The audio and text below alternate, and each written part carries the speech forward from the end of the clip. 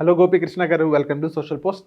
Hi bro. Sir, ఇప్పుడు quartile అంటే ఏంటి? సో నార్మల్‌గా టాప్ ఫండ్స్ ఎందుకు ఫెయిల్ అవుతున్నాయి? జనరల్లీ వెన్ మ్యూచువల్ ఫండ్‌లో ఫండ్స్ ఏవైతే రిటర్న్స్ ఇస్తున్నాయో, దానికి రేటింగ్స్ ఇస్తారు. మనకి రేటింగ్ ఏజెన్సీస్ ఉంటాయి. క్రిజిల్ అని, మార్నింగ్ స్టార్ అని ఇలాగా.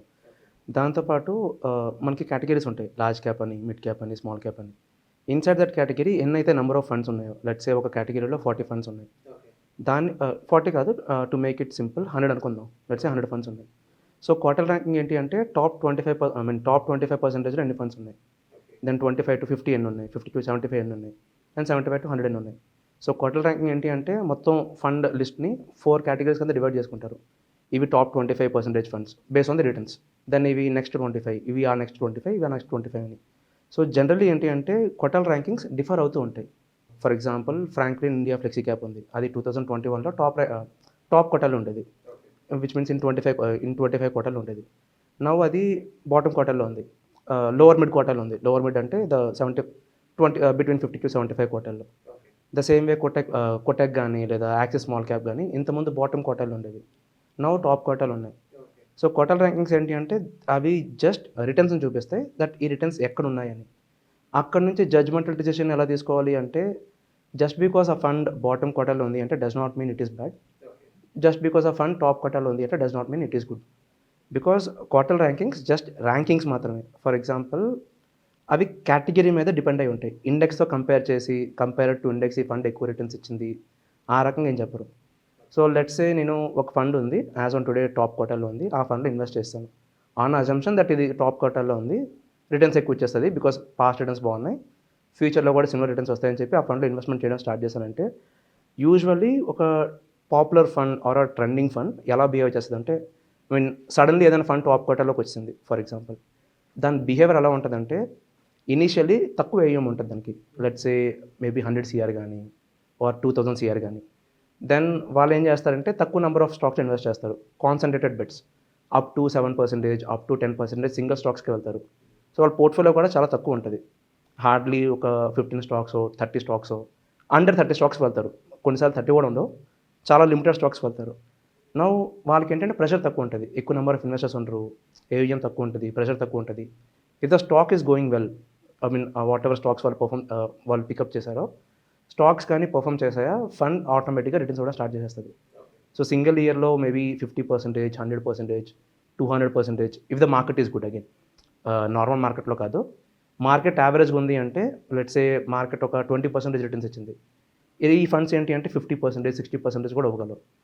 దెన్ అప్పుడు ఏమవుతుందంటే ఈ డిస్ట్రిబ్యూటర్స్ అందరూ కలిసి ఈ ఫండ్స్ని ప్రమోట్ చేయడం స్టార్ట్ చేస్తారు. దట్ ఈ ఫండ్ మంచిది, ఈ ఫండ్ టాప్ రేటింగ్కి వచ్చింది, టాప్ క్వార్టర్లో ఉంది అని. వాళ్ళతో పాటు ఈ యాప్స్ అన్నింటిలో ట్రెండింగ్ ఫండ్ అదే కనిపిస్తుంది. ఫర్ ఎగ్జాంపుల్ మిడ్ క్యాప్లో ఈ ఫండ్ ట్రెండింగ్లో ఉంది, ఆర్ లార్జ్ క్యాప్లో ఈ ఫండ్ ట్రెండింగ్లో ఉంది, మోస్ట్ ఇన్వెస్టర్స్ ఈ ఫండే బై చేస్తున్నారు. సో వాట్ ఎవర్ యాప్స్ ఉన్నాయో, that can be Groww or Kubera, whatever, ప్రతి యాప్లో ఇదే ఫండ్ కనిపిస్తుంది. These are the top bought funds కానీ ఆ ట్రెండింగ్ ఫండ్స్ అని.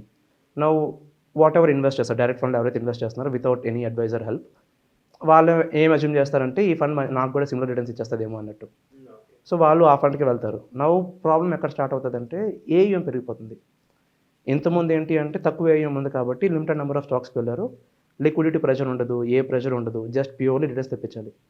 నవ్వు ఎక్కడ ప్రెషర్ ఏం స్టార్ట్ అవుతుందంటే all of a sudden 2000 CR నుంచి 30,000 సిఆర్, 40,000 సిఆర్ మేనేజ్ చేయాల్సిన పరిస్థితి వస్తుంది. నవ్వు వాళ్ళు కాన్సన్ట్రేటెడ్గా 10 స్టాక్స్ కానీ 15 స్టాక్స్ కానీ వెళ్ళడం కావద్దు, వాళ్ళు 40 స్టాక్స్, 50 స్టాక్స్, 60 స్టాక్స్ ఇలాగా ఇంక్రీజ్ చేస్తూ ఉండాలి. So previously what ever performance ఉందో ఇది డైవర్సిఫై అయిపోతుంది. బికాస్ 10 స్టాక్స్ నుంచి వచ్చే రిటర్న్స్ నాకు యావరేజ్ ఆఫ్ 10 డీసెంట్గానే ఉంటుంది, యావరేజ్ ఆఫ్ 40 రిడ్యూస్ అవుతుంది, ఆబ్వియస్లీ డైల్యూట్ అవుతుంది. సో దాన్ యావరేజ్ అనేది డ్రాప్ అవుతుంది. అబౌవ్ దట్ ఇన్ కేస్ ప్రాపర్గా కానీ స్టాక్ పికింగ్ జరగలేదు అంటే రిటర్న్స్ కూడా డ్రాప్ అయిపోతాయి. So eventually whatever fund previously high returns ఇచ్చిందో, that too all of a sudden ఇచ్చిందో, అది ఆల్ ఆఫ్ అ సడన్ అలాగే బ్యాక్ డ్రాప్ అయిపోయి సడన్లీ ఇండెక్స్ కంటే తక్కువ రిటర్న్స్ కూడా స్టార్ట్ చేస్తుంది, రిటర్న్స్ మిస్ అయిపోతాయి. ఇన్వెస్టర్ ఏంటంటే ఫ్రస్ట్రేట్ అయిపోతారు, బికాస్ ఎక్కడ అనాలిసిస్ జరగలేదు, ఏం జరగలేదు, ఫ్రస్ట్రేట్ అయిపోయి ఓకే ఈ ఫండ్ మంచిది కాదు, let's move to some other fund అన్నట్టు. మ్యూచువల్ ఫండ్స్కి ఏంటి అంటే వేరే సోర్స్ ఏం లేదు, ఎండ్ ఆఫ్ ది డే మనం పాస్ట్ పర్ఫార్మెన్స్ చూడాలి. బట్ పాస్ట్ పర్ఫార్మెన్స్ ఏంటి అంటే డిఫరెంట్ రిటర్న్స్ ఉంటాయి. మనం జనరల్లీ యావరేజ్ రిటర్న్స్ చూస్తాం, 1 year average, 3 years average, 5 years average, 10 years average అని. అంటే సపోజ్ ఇప్పుడు ఒక ఫండ్ 75 ర్యాంక్ దగ్గర ఉంది. సో దాన్ని బేస్ చేసి మనం ఇన్వెస్ట్ చేయడం మంచిదంటారా? లేకపోతే దాని పర్ఫార్మెన్స్ కానీ రోలింగ్ రిటర్న్స్ కానీ చూడొచ్చని అంటారా? ర్యాంకింగ్ లెట్స్ సే ఒక ఫండ్కి బ్యాడ్ ర్యాంకింగ్ ఉంది, లెట్స్ సే అది బాటమ్ క్వార్టర్లో ఉంది, డస్ నాట్ మీన్ ఆ ఫండ్ బ్యాడ్ అవ్వాల్సింది అని. మేబీ ఒక ఆ కేటగిరీ మొత్తం మంచిదే, మేబీ ఆ కేటగిరీ మొత్తం ఇండెక్స్ కంటే మంచి రిటర్న్స్ ఇస్తాయి. ఇన్సైడ్ దట్ కేటగిరీ ఆ ఫండ్ బాటంలో ఉంది for whatever reason. Maybe వాళ్ళు పిక్ చేసే స్టాక్ ఇంకా పర్ఫామ్ చేయట్లేదేమో, ఇన్ ఫ్యూచర్ పర్ఫామ్ చేయొచ్చేమో. బట్ ఆ ఫండ్ ఓన్లీ ఆ ఫండ్ రిటర్న్స్ నేను పక్కన పెట్టి చూస్తే ఇండెక్స్ కంటే ఫండ్ మంచి రిటర్న్స్ ఇచ్చిందంటే దాని స్కిల్ నేను హోల్డ్ చేసుకోవచ్చు. బికాస్ ఈవెన్చువల్లీ అది పర్ఫామ్ చేస్తుంది, one or the other day దాని క్వార్టర్ మళ్ళీ టాప్లోకి వచ్చేస్తుంది. There were days best funds ఏవైతే ఉన్నాయో, మేబీ పరాగ్ ఫ్లెక్సీ క్యాప్ అవ్వచ్చు, పర్మేరా asset large and mid cap అవ్వచ్చు, ఎర్లియర్, ఇప్పుడు కాదు ఎర్లియర్, అవి at a point of time top నుంచి మిడ్ క్వార్టర్కి వచ్చిన రోజులు ఉన్నాయి. ఈవెన్చువల్లీ వెన్ వాళ్ళ స్టాక్స్ పర్ఫామ్ చేసినప్పుడు మళ్ళీ టాప్ క్వార్టర్కి వెళ్తాయి. సో రిటర్న్స్ ఏంటి అంటే, క్వార్టర్ ర్యాంకింగ్ ఏంటి అంటే జస్ట్ ఒక పారామీటర్ అంతే, జస్ట్ చూడడానికి. దాని నుంచి ఏది జడ్జ్మెంటల్గా తీసుకోకూడదు, దట్ గుడ్ ఆర్ బ్యాడ్ అని. ఇండివిజువల్ ఫండ్ తీసుకొచ్చి దాని రిటర్న్స్ చెక్ చేసుకోవాలి. రిటర్న్స్లో not average, obviously point raise చేసినట్టు రోలింగ్ రిటర్న్స్ చూసుకోవాలి. రోలింగ్ రిటర్న్స్ చూసి కన్సిస్టెన్సీ ఉందా లేదా, in different rolling time periods ఇది ఇండెక్స్ని బీట్ చేసిందా లేదా. ఇఫ్ డిఫరెంట్ టైం పీరియడ్స్లో ఇండెక్స్ని బీట్ చేసిందంటే ఆబ్వియస్లీ దాని క్వార్టర్ ర్యాంకింగ్ బాగోపోయినా సరే ఈవెన్చువల్లీ ఇన్ ఫ్యూచర్ అది పర్ఫామ్ చేస్తుంది. సో ఇందాకలో మీకు ఒక ఎగ్జాంపుల్ చెప్పారు. సో ఇదైతే ఒక ఫండ్ని ప్రమోట్ చేసి అది చెప్పేసి, నార్మల్గా ఒక రీటైల్ ఇన్వెస్టర్ ఈ ట్రాప్లో పడకుండా ఉండడానికి ఎలాంటి జాగ్రత్తలు తీసుకోవాలంటారు? రైట్, సి ఇప్పుడు హిస్టారికల్లీ మనకి మ్యూచువల్ ఫండ్స్ 1990s స్టార్ట్ అయ్యాయి, అండ్ మేము 30 years డేటా అనలైజ్ చేసాం డెవలపర్ని హైర్ చేసుకొని. ఎవ్రీ టైం ఇవన్నీ నంబర్స్ గేమే. ఇప్పుడు మీకు ఒక లెట్స్ సే ఒక కొత్త మ్యూచువల్ ఫండ్ కంపెనీ వచ్చింది, వాళ్ళు ఏం చేస్తారు, end of the day fund manager ఉంటాడు, స్టాక్స్ పిక్ చేయాలి, ఆ స్టాక్ రిటర్న్స్ ఇవ్వాలి, ఎంత రిటర్న్స్ ఇవ్వాలి, ఇండెక్స్ కంటే ఎక్కువ రిటర్న్స్ ఇవ్వాలి, అండ్ ఆ రిటర్న్స్ ఇచ్చినప్పుడు స్టాండర్డ్ డీవియేషన్ సమ్ రేంజ్లో ఉంటుంది. రిస్క్ పారామీటర్స్ ఉంటాయి కొన్ని మనకి, స్టాండర్డ్ డీవియేషన్ అని, షార్ప్ రేషియో అని, ఆల్ఫా అని, బీటా అని, ఇవన్నీ సమ్ నంబర్స్లో ఉంటాయి.